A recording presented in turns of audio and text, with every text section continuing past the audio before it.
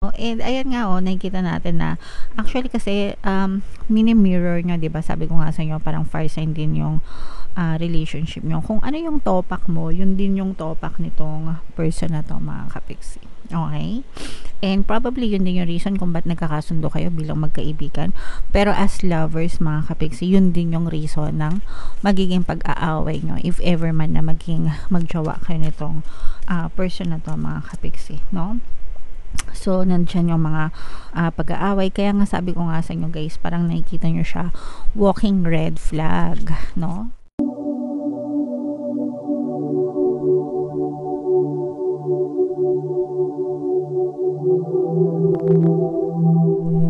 Hello guys, hello Leo. Welcome back to Pinay Pixie Tarot. Ang pamagat ng ating episode for tonight is Silip sa Pag-ibig Kapalaran. Ito yung ating monthly love scope guys. Para ngayong January para sa Leo, Sun, Moon, Rising, Sign, and Venus. General reading lang mga kapiksi, pwede mag-resonate, pwede hindi. Combination ng positive and negative energy. Pwedeng ma-pick up yung energy nyo, pwedeng ma-pick up yung energy ng person nyo. Roles can be reversed guys. If in case hindi kayo naka-resonate dito, pwede nyo panoorin yung video doon sa zodiac sign ng person nyo, mga kapiksi, baka nandun yung energy nyo guys. So, dito sa deck na to, ito yung current energy nyo sa sitwasyon na pinagdadaanan nyo, mga kapiksi, no? For some of you guys, no, parang nagmo-move on na kayo to a different relationship or to a new relationship, mga kapiksi. Or parang nagle-level up yung inyong relationship. So, let's say for example, from friend zone to lovers. O kaya naman from ex-lover to no lover, mga kapiksi. Okay? So, may mga ganong hanash, may mga ganong nangyayari sa inyo. For some of you guys, parang feeling ko, this is more on friendship to lovers, mga kapiksi, no? Na parang nagkakilala kayo, nagkagaangan ng loob, tapos parang nagkakaintindihan kayo na why don't we go out, ganyan. Parang yung iba sa inyo guys, parang feeling ko friendly date, group date yung inyong labas-labas, pero nararamdaman din natin na parang nagbi-build na, parang may flirting na, ganyan, tapos hulihan na ng loob, mga kapiksi. Okay? And itong someone na to, this is someone new. I'm sensing that this is someone new. And parang nakakatulong siya para maka-move on kayo from your past relationship, mga kapiksi, sa inyong mga ex, ganyan. And yung iba naman sa inyo, nakikita din natin na parang nagkakaroon ng progress itong from friends to lovers na type of relationship nyo, mga kapiksi. Meron din namang iba sa inyo na matagal na yung relationship nyo, pero parang naging stagnant kayo.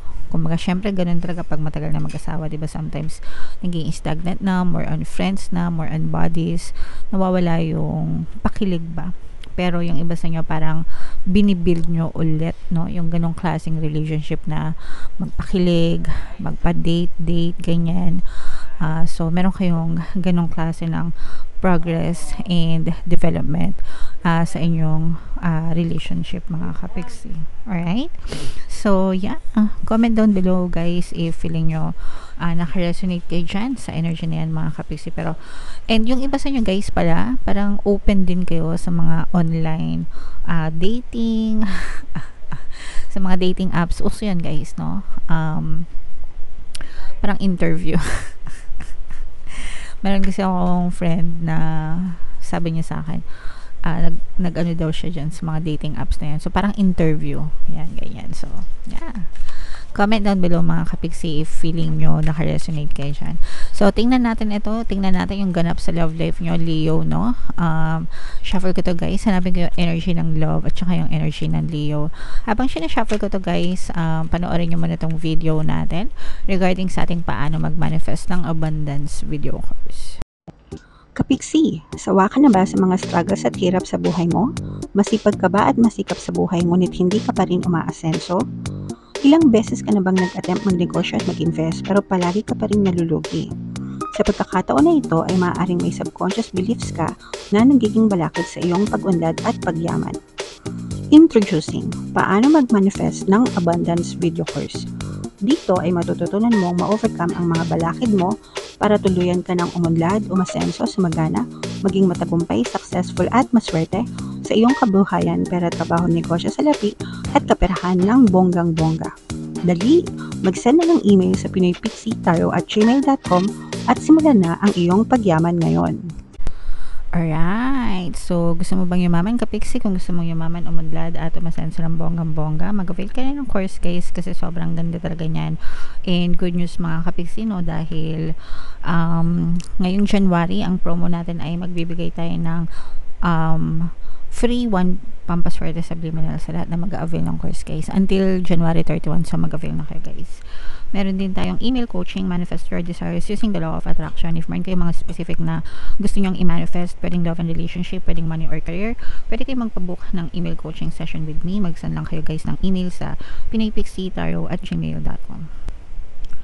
So, eto mga kapiksi, no? Eto yung energy ng love, mga kapiksi. Tapos, ito naman yung energy nyo. Leo, kayo ay represent ng King of Wands. For some of you, maaaring fire sign din yung iyong partner or specific person. Aries, Leo, Sagittarius, guys. Ito, guys, nakikita natin na tinitimbang nyo pa itong relationship na to, mga kapiksi. And parang, yung iba sa nyo, guys, parang hindi kayo nagko-commit, no? Parang, ibig sabihin, parang you want to keep your options open, especially kung, let's say, for example, single ka ngayon or kakatapos lang ng relationship nyo, mga kapiksi, no?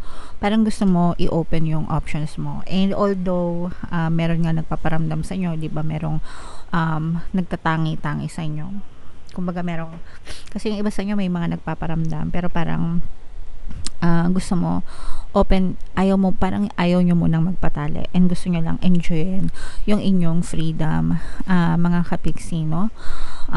Gusto nyo lang na date, yung ganyan, labas-labas, kilig-kilig, for some of you, pero parang ayaw nyo pang magpatali sa isang committed na type of relationship, mga kapiksi. Gusto nyo yung pakilig-kilig lang. And the reason for that, guys, is even itong particular person na to, kasi diba nakikita nga natin na yung iba sa inyo na nakikipag-date with this specific person, lumalabas-labas, and definitely, no, nagbibigay siya ng liwanag sa'yo, pero meron din siyang mga red flags, guys. Meron kayong nakikitang red flags dito sa person na to, okay? And yun din yung reason kung bakit parang medyo nag-uurong-sulong kayo sa kanila.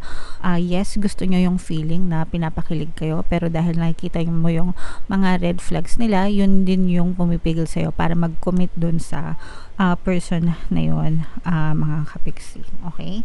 And this has to go a long way pa, kumbaga parang malayo pa yung pwedeng pagdaanan nitong relationship na to, mga kapiksi, kasi parang ibibuild, iba kasi yung, especially kung let's say for example friends to lovers kayo, iba yung pag friends kayo, and then iba yung expectation kapag friends kayo, tropa kayo, diba? Pero iba din yung expectation pagka jowa na, diba? Kaiba yun. So yun yung parang kailangang i-work out, no, ninyong dalawa, if ever man na gusto nyong ma-establish yung romantic relationship nyo. Yun yung kailangan nyong i-work out, mga kapiksi, kasi definitely hindi na kayo friends, magjowa na kayo, pero pag nag-break kayo, medyo imposible na maging friends kayo. So yun yung magiging sacrifice. Parang ano lang, guys, Korean drama.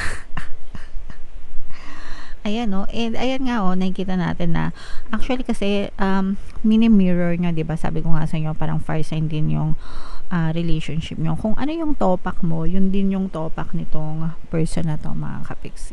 Okay? And probably yun din yung reason kung ba't nagkakasundo kayo bilang magkaibigan. Pero as lovers, mga kapiksi, yun din yung reason ng magiging pag-aaway nyo, if ever man na magjowa kayo nitong person na to, mga kapiksi, no? So, nandyan yung mga pag-aaway. Kaya nga sabi ko nga sa inyo, guys, parang nakikita nyo siya, walking red flag, no? Parang red flag siya sa inyo. Although kinikilig kayo, although pinapakilig kayo, pero pag magjowa na, iba na, guys. Kasi red flag na ito para sa inyo, mga kapiksi. Okay? Pero, itong person na to, kahit papaano, yung kanyang intention sa'yo ay sincere naman. Okay? Sincere. Yung kanyang intention. Pero yung mga red flags, alam nyo na, syempre, hindi naman maiwasan yun.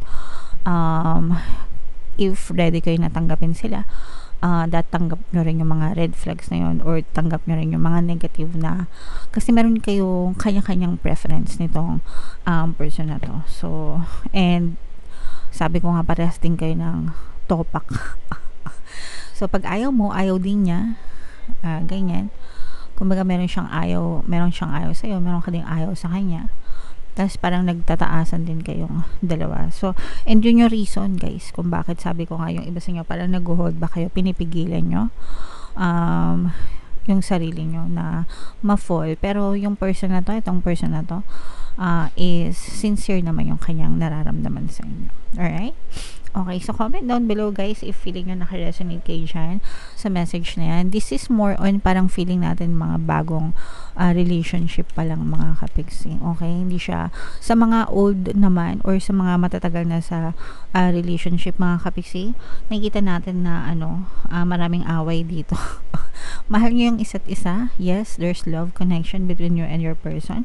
Pero may mga pag-aaway kayo, guys, dahil nga dun sa mga red flag. And sa inyo naman, sa mga in a relationship naman, parang yung partner mo naman yung medyo pakawala. Ibig sabihin, parang hindi mapakali sa isang lugar itong person mo. Medyo may pagka-extrovert siguro itong person mo, and gusto niya labas ng labas, ganyan. And gusto niya yung mabarkada, matropa, na at ang kulang naman sa kanya is yung pagpapakita ng kanyang emotional attachment sa'yo. So, doon ka naman nakukulangan dun sa iyong current partner or specific person. Okay? Alright. So, comment down below, Leo, if feeling nyo naka-resonate kayo dyan sa energy na yan. Tingnan natin yung love message or love advice para sa inyo. Yan, no, romantic feelings. Your feelings are real and worth exploring. So, totoo naman yun, guys, kasi nga, even yung person nyo, sabi ko nga sa inyo, totoo yung intention nila sa inyo, totoo yung nararamdaman nyo. But, then again, hindi nyo pa rin pwedeng deadmahin yung mga red flags. Kahit sabihin yung mahal nyo, diba, kung may mga red flags yan, abay, para ka lang kumuha ng bato na ipupukpok mo sa ulo mo, diba? Ganun yung kasabihan ng matatanda. So, well, syempre, kanya-kanya naman preference yan, guys, no? Balansehin nyo na lang.